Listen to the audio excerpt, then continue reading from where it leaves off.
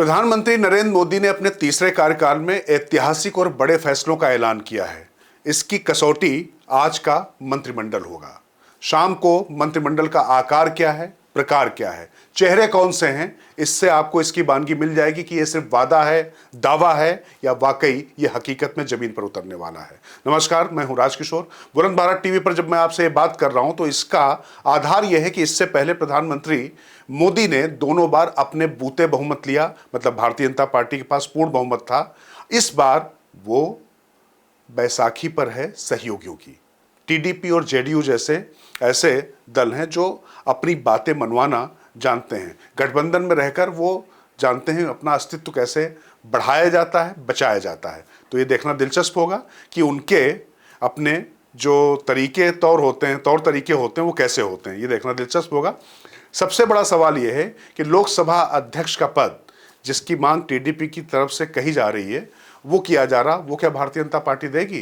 तो आपकी जानकारी के लिए बता दें, इसको भारतीय जनता पार्टी ने पूरी तरीके से रूल आउट कर दिया है, क्योंकि अल्पमत की सरकार में लोकसभा अध्यक्ष का रोल बहुत इंपॉर्टेंट हो जाता है। इसलिए ये कतई नहीं होने जा रहा है। ये देखना होगा अब ओम बिरला होते हैं या कोई और बड़ा चेहरा आता है। जब किसी और बड़े चेहरे की हम बात कर रहे हैं तो उसमें दरअसल रक्षा मंत्री राजनाथ सिंह का भी नाम लिया जा रहा है। हालांकि हमारे सूत्र ये कहते हैं कि अभी इसकी भी कोई गुंजाइश नहीं, क्योंकि जो सीसीएस की जो पोस्ट है, जो चारों मंत्री हैं, उनमें से एक आधे अगर बदले जाएंगे तो उसमें राजनाथ सिंह का नाम नहीं है, क्योंकि गृह मंत्री अमित शाह, रक्षा मंत्री राजनाथ सिंह और इसके बाद आप आ जाइए एस जयशंकर विदेश मंत्री और वित्त मंत्री निर्मला सीतारमण। इनमें निर्मला सीतारमण के बारे में कहा जा रहा है कि वो वित्त मंत्री रहेंगी या नहीं रहेंगी, उनको कोई और मंत्रालय दिया जाएगा। क्योंकि एक बात और चल रही है, क्या पार्टी अध्यक्ष की जो बात चल रही है, तो पार्टी अध्यक्ष चूंकि भारतीय जनता पार्टी में जब से मोदी आए हैं पहली बार और कुछ ऐतिहासिक और बड़ा करने की बात होती है, तो क्या दक्षिण भारत से कोई महिला नेत्री भी दे सकते हैं?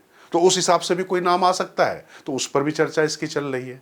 इसके बाद अगर हम आपसे बात करें तो उत्तर प्रदेश जो सबसे बड़ा राज्य है, इसमें कौन आ सकता है? राजनाथ सिंह का नाम हमने आपसे पहले ले लिया है, लेकिन वहां पर पूर्व प्रदेश अध्यक्ष डॉक्टर लक्ष्मीकांत वाजपेयी दिग्गज नेता हैं, उनको तमाम अहम जिम्मेदारियां मोदी और शाह की तरफ से दी गई। बीच में वो काफी नेपथ्य में चले गए थे, ऐसा लग रहा था कि उनका राजनीतिक वनवास हो गया, लेकिन जब वो आए तो उन्होंने न सिर्फ अपनी उपयोगिता साबित की बल्कि अपनी कर्मठता से सबको प्रभावित भी किया। इसके बाद एक और चेहरा है डॉक्टर सुधांशु त्रिवेदी, वो भी राज्यसभा में आए हैं। बौद्धिक चेहरा अगर इस समय में कहा जाए भारतीय जनता पार्टी का वो हो गए, तो इसमें भी कोई अतिशयोक्ति नहीं होगी। तो अब इन दोनों के बीच में अगर राज्यसभा में से कौन जाता है, ये देखना दिलचस्प होगा। हालांकि दिनेश शर्मा का भी नाम चल रहा है, जो पूर्व उप मुख्यमंत्री थे। तो दिनेश शर्मा के पक्ष में सिर्फ एक बात जाती है, उनको कहा जाता है आलू, कहीं भी डाल दो, किसी भी जगह वो सेट हो जाते हैं। मतलब बल्कि मैं आपको बताऊं, उनको गुड फॉर नथिंग भी कहा जाता था। तो ये एक उनके साथ अच्छी चीज जा सकती भारतीय जनता पार्टी में, क्यों? लेकिन अब अगर ऐतिहासिक फैसले लेने तो उसमें दिनेश शर्मा क्या करेंगे ये मेरी समझ में नहीं आता। अब आ जाइए जरा बिहार में। बिहार की अगर हम बात करते हैं तो वहां से चिराग पासवान उनके सहयोगी हैं। जेडीयू अगर उनके दूसरे सहयोगी की बात करें तो वहां पर एक कैबिनेट और 2 राज्य मंत्री की बात चल रही है। इसी तरीके से चिराग पासवान को एक कैबिनेट मिलना तय माना जा रहा है। टीडीपी को 2 कैबिनेट और 1 एमओएस की बात चल रही है। अब ये मंत्रालय कौन से होते हैं, तो अगर मंत्रालयों की मैं चर्चा करूं तो उसमें सबसे दिलचस्प बात यह है कि सीसीएस, मैंने पहले ही आपसे कह दिया कि उसमें कुछ नहीं होने वाला है। बड़े मंत्रालयों में रेल पे लोगों की नजर रहती है, भूतल परिवहन पर लोगों की नजर रहती है, कृषि और जो रूरल डेवलपमेंट होता है, ग्राम विकास होता है, इन पर लोगों की नजर रहती है, केमिकल एंड फर्टिलाइजर पर नजर रहती है। तो ये सब मंत्रालय किस तरीके से बांटे जाते हैं, क्योंकि इंफ्रास्ट्रक्चर वाले जो मामले हैं, अगर आपको बड़े फैसले लेने हैं, कड़े फैसले लेने हैं, तो निश्चित तौर पर वो सहयोगियों के खाते में वो चीजें जाए, बड़ा मुश्किल होता है। बशर्ते वो अनंत गीते या सुरेश प्रभु टाइप के लोग ना हो जो मोदी के ज्यादा करीबी हो, बल्कि दूसरे उस सहयोगी दल के। तो ये चेहरे, मैंने जैसे आपसे कहा था ना कि मोदी वाकई इसको इंप्लीमेंट कर पाएंगे नहीं कर पाएंगे, ये चेहरे और आकार प्रकार बहुत ज़्यादा इस पर निर्भर करेगा। बाकी राजनीतिक तौर पर यह तय माना जा रहा है कि पंजाब से एक भी सीट भारतीय जनता पार्टी की नहीं आई, लेकिन 18% वोट भारतीय जनता पार्टी ने अकेले दम पाया। ये छोटी उपलब्धि नहीं है, खासतौर से किसान आंदोलन और ये जो खालिस्तान वाला जो नैरेटिव चल रहा है, इसके बाद भी 18% वोट कम नहीं है। तो इस कड़ी में एक नाम काफी महत्वपूर्ण माना जा रहा है। अमृतसर से चुनाव लड़े थे तरनजीत सिंह संधू, आईएफएस ऑफिसर रहे हैं। ये देखना है कि उनको बनाते हैं किसी और को, लेकिन पंजाब से प्रतिनिधित्व पक्का माना जा रहा है। और बाकी केरल में जो कमल ने कमाल किया, पहली बार कमल वहां पर खिला है तो सुरेश गोपी उनको कैबिनेट में लाना तय माना जा रहा है। इसके साथ ही अन्नामलाई तमिलनाडु के प्रदेश अध्यक्ष, डबल डिजिट में अकेले दम पहुंच गई भारतीय जनता पार्टी और पूरा प्रदेश उस शख्स ने कदमों से रौंद डाला, नाप डाला। ये एक बड़ी बात है। तो मुझे लगता है कि दक्षिण भारत की तरफ अगर रुख कर रही है भारतीय जनता पार्टी तो उसके लिए महत्वपूर्ण होगा।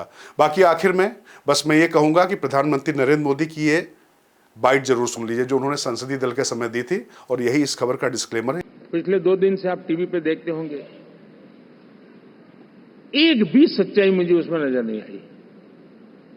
कोई ये कह रहा है, कोई वो कह रहा था, सब मैंने कहा भी जरा पूछो तो ये जानकारी लाते कहां से, गपगोले चला रहे, किसी के खाते में कुछ भी डाल करके चल रहा है। तो मतलब ये थोड़े दिन, क्योंकि 10 साल से ऐसे अवसर नहीं मिले हैं, तो शायद ये उबाल जरा ज्यादा रहेगा।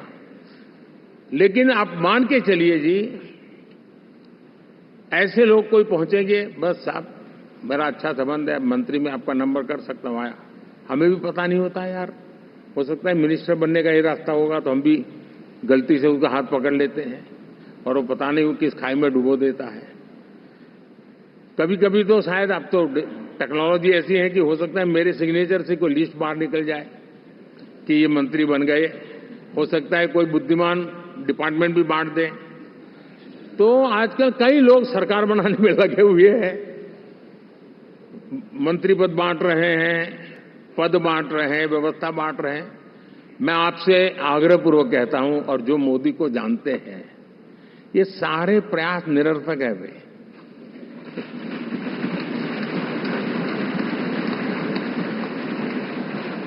आप भी किसी का फोन आ जाए तो 10 बार वेरीफाई कीजिए कि जिसने फोन किया है वो सचमुच में अथॉरिटी है। अदरवाइज कोई भी कहे भाई आपका नाम हो गया है, सुबह परिवार को बुला लीजिए, शपथ समारोह में आना है, हो गया। तो ऐसी गपबाजी करने वाली एक बहुत बड़ी फौज रहती है। कुछ लोग आदतन करते रहते हैं, कुछ लोगों को मजाक आती है लेकर, और कुछ लोग बदिरादे से करते हैं। मेरा सभी सांसदों से आग्रह है कि हम